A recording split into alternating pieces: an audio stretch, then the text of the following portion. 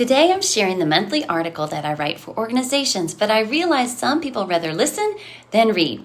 And I'm going to be honest with you. I am continually doing what I'm talking about today with my own 5 kids because I want them to be mentally tough in life, in sports, in school, in their dreams, and at times our kids and our teens struggle with their thoughts. Yet, as parents, we are given this amazing opportunity to walk beside our kids. But I'm getting ahead of myself. As parents, we want our kids to be healthy mentally, physically, spiritually, emotionally, relationally. We want them to thrive in school and on the court or the field or the track or whatever stage that they choose.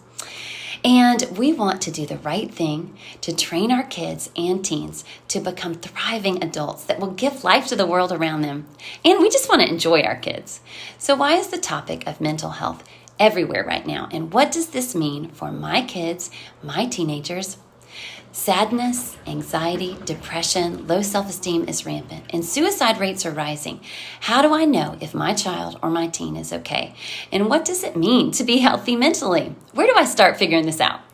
Simply stated in Merriam-Webster's dictionary defines mental health as the condition of being mentally and emotionally sound, reflected in feeling comfortable about oneself, positive feelings about others, and the ability to meet the demands of daily life. So we can ask ourselves, how does my son or daughter feel about themselves?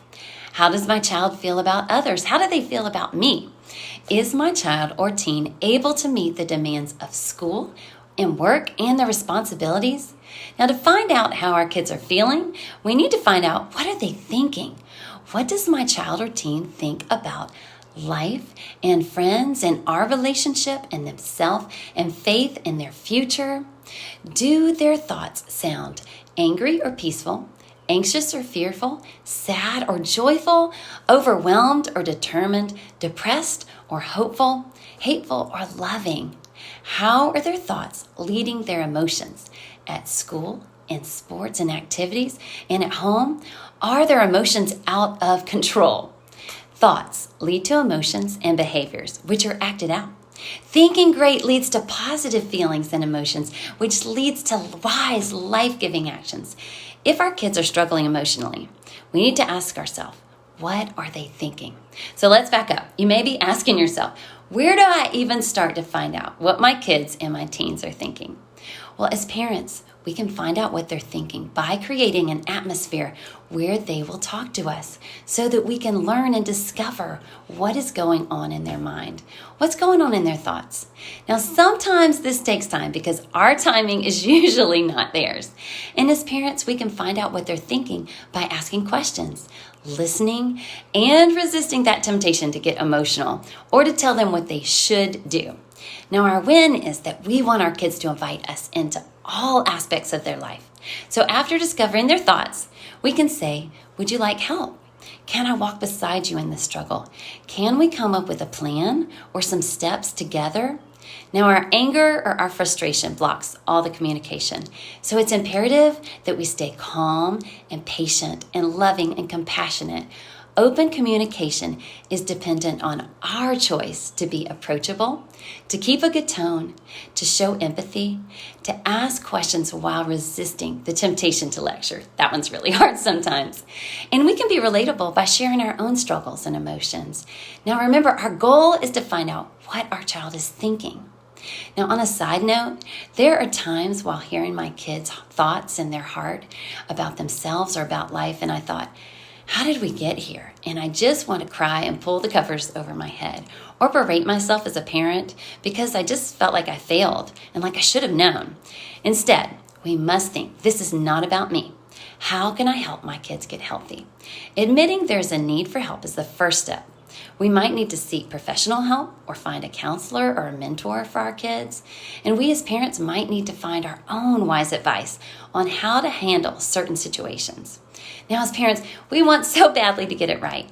We need to remember that raising healthy kids means that we walk beside them, not that they are free of struggles.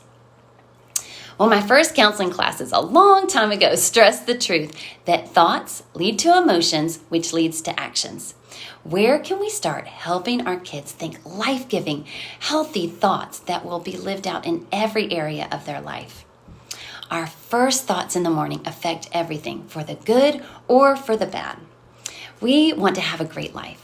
We have to choose to think great. Now, most kids and teens do not think that they have a choice. In the counseling setting, I watch their eyes light up when I explain to them that they have a choice because they think if they feel a certain way, they have to act this out.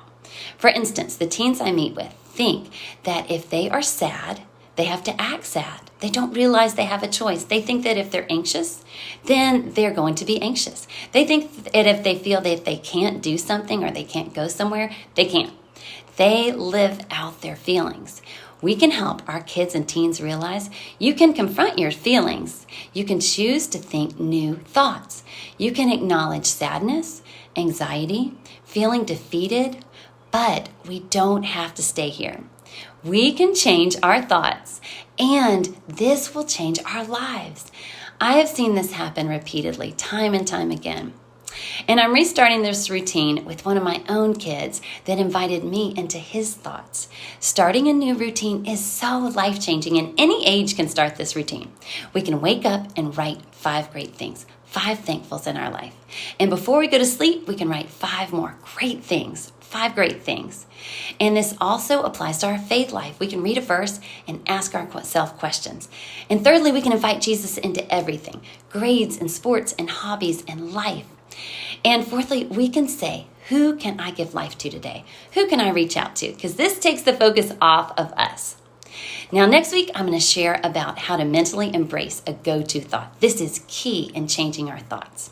Now, this 4-part routine is in all Choose Life to the Fullest books that are available. And my youngest 2 just started this routine of the last book that was written with my brother, Micah Owings, who played in the MLB. And this is a picture of him with my kids right before he went to pitch one day at Turner Field. Now, if you don't get the books, you can still start this routine with your kids. This routine can be used over and over again. We may have to change our communication style to discover what our kids are thinking, and we may need to find professional help if their thoughts are spiraling negatively. We can walk beside our kids to help them to choose to think great. We can make ordinary moments extraordinary by the way that we treat our kids and the way that we do relationship with them. Now, message me if you're interested in attending my parenting workshop. July 10th is the next one at the Gainesville Civic Center. We as parents can make ordinary moments extraordinary by the way that we do relationship with our kids and our teens.